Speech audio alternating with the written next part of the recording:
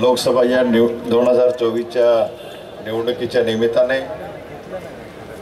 Bhajap, Shiv Sena, Rashtrawadi, RPI, मनसे, श्रमजीवी संघटना, रासप या महायुतीय पदाधिकारी या कार्यकर्ते मेळाव्याच्या निमित्ताने या ठिकाणी मंचावर उपस्थित आपले राज्याचे मंत्री आणि पालघर जिल्ह्याचे पालकमंत्री आदरणीय रवींद्र चव्हाण साहेब, श्रमजीवी संघटनेचे संस्थापक आणि आदिवासी विकास महामंडळाचे अध्यक्ष आदरणीय विवेक भाऊ पंडित, त्याचप्रमाणे उमेदवार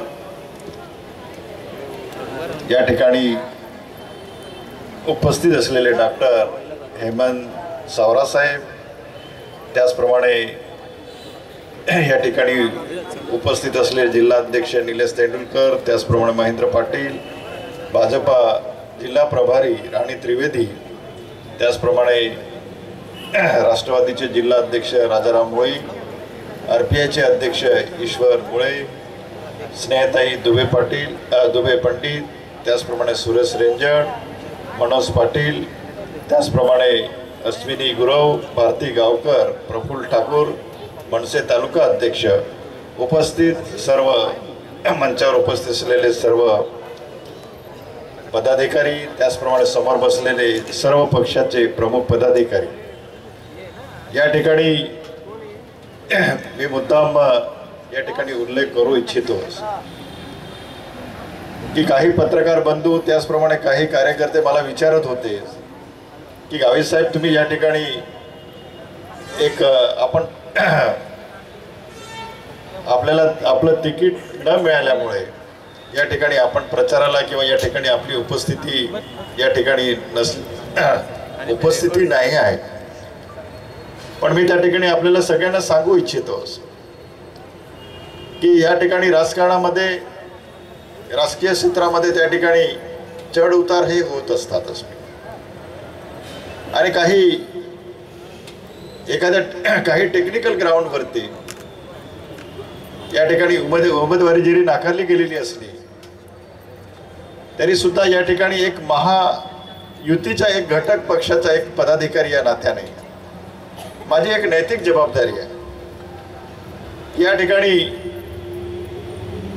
डॉक्टर हेमंत सावरांना या ठिकाणी उमेदवारी दिलेली आहे, आणि त्यासाठी त्यांच्यासाठी एक माझं कर्तव्य समजून त्यांना निवडून आणण्यासाठी जे जे शक्य असेल ते निश्चितच या ठिकाणी मी त्यांना निवडून आणण्यासाठी मी त्या ठिकाणी प्रयत्न करेन। मनातली जी शंका, कुशंका या ठिकाणी कार्यकर्त्यांनी काढून टाकावी। काही कार्यकर्ते नाराज जरी असले तरी सुद्धा त्यांनी त्या ठिकाणी नाराजी त्या ठिकाणी पूर्णपणे काढून टाकावी। शेवटी या ठिकाणी देशाचे पंतप्रधान नरेंद्र मोदी साहेबांना तिसऱ्यांदा या ठिकाणी पंतप्रधान करायचं, शिवाय 405+ शिवाय महाराष्ट्रामध्ये 45+ आणि त्या ठिकाणी पालघरच्या खासदाराचा सुद्धा त्या ठिकाणी समावेश असणार आहे। आणि म्हणून या सगळ्या कार्यकर्त्यांनी थोडासा मतभेद जरी असला ते सगळे विसरून या ठिकाणी आपल्या उमेदवाराला त्या ठिकाणी निवडून द्यायचं आहे। आज देशाच्या पंतप्रधानांनी या भारतातली एकही व्यक्ती कुपोषणाने या ठिकाणी कुपोषणाने न राहता प्रत्येकाला त्या ठिकाणी एका वेळेचं त्या ठिकाणी पोटभर जेवण मिळावं, आणि म्हणून 2020 पासून 80 कोटी कुटुंबांना या ठिकाणी पंतप्रधान गरीब कल्याण योजनेमार्फत या ठिकाणी रेशन त्या ठिकाणी दिलं जात आहे। आतापर्यंत गरिबी हटा म्हणून त्या ठिकाणी घोषणा केल्या जात होत्या, परंतु त्या ठिकाणी काँग्रेसच्या काळामध्ये त्या ठिकाणी गरीब कुठल्याही परिस्थितीमध्ये त्या ठिकाणी हटवलं गेलं नाही, उलट गरिबी त्या ठिकाणी वाढत गेली असते। आणि म्हणून खऱ्या अर्थाने या ठिकाणी गरिबांचे ताट जे आहे हे ताट त्या ठिकाणी सुरक्षित असायला पाहिजे। आणि म्हणून त्या ठिकाणी अन्नधान्याच्या बाबतीमध्ये जो भाव आहे तो हा कायमस्वरूपी त्या ठिकाणी स्थिर असावा। आणि म्हणून भाजीपाला डाळींसाठी त्या ठिकाणी किमती ह्या स्थिरीकरण त्या ठिकाणी एक निधी स्थापन करून गरिबांचं खाद्यतेल असेल, भाजीपाला उत्पादन असेल, आणि म्हणून खऱ्या अर्थाने गरिबांना एक स्वावलंबी बनवून या ठिकाणी गरिबांचे ताट हे सुरक्षित करण्याचे काम या ठिकाणी देशाच्या पंतप्रधानांनी केलेलं आहे। त्याचप्रमाणे मोफत आरोग्य दर्जेदार सुविधा असतील, आयुष्यमान भारत गरीब कुटुंबांना 5 लाखापर्यंतच्या दर्जेदार मोफत आरोग्य सुविधा त्या ठिकाणी पुरवली जाणार आहे। आणि म्हणून पंतप्रधान आवास योजनेचा त्या ठिकाणी विस्तार केला जाणार आहे। 4 कोटी गरीब कुटुंबांना त्या ठिकाणी सुविधा उपलब्ध करून प्रत्येक गरीब कुटुंबाला एक दर्जेदार अशा प्रकारचे त्या ठिकाणी घर दिलं जाणार आहे। आणि म्हणून खऱ्या अर्थाने या ठिकाणी देशाचे पंतप्रधान श्रीमंतांपासून मध्यमवर्गीय असेल, गरीब वर्ग असेल, आणि म्हणून सगळ्यांना एक समान न्यायाच्या माध्यमातून त्या ठिकाणी देशाचे पंतप्रधान या ठिकाणी काम करण्याचा प्रयत्न केलेला आहे। मागील 5 वर्षाच्या कालावधीमध्ये या ठिकाणी मी खासदार असताना खऱ्या अर्थाने या ठिकाणी वसई विरार महानगरपालिकेच्या क्षेत्राच्या बाबतीमध्ये विचार केला की ज्यांची गेल्या 35 वर्षापासून या ठिकाणी ज्यांची सत्ता आहे, ज्यांनी या ठिकाणी ग्रामपंचायतपासून नगरपालिकेपासून महानगरपालिकामध्ये ज्यांनी या ठिकाणी या महानगरपालिकेच्या किंवा या शहराच्या होणारं विस्तारीकरण ज्या पद्धतीने या शहराचा विकास व्हायला पाहिजे होता, परंतु या ठिकाणी मायक्रो नियोजन ज्याला सूक्ष्म नियोजन ज्याला असायला पाहिजे होतं, दुर्दैवाने ते करू शकले नाही।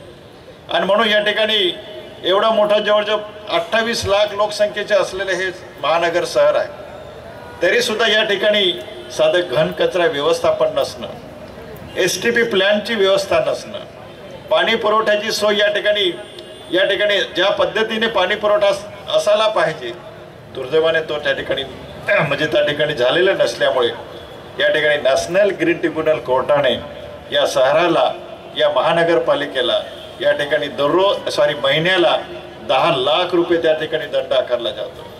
आणि म्हणून ही परिस्थिती बघून मी देशाचे पंतप्रधान नरेंद्र मोदी साहेबांना त्या ठिकाणी भेटलो।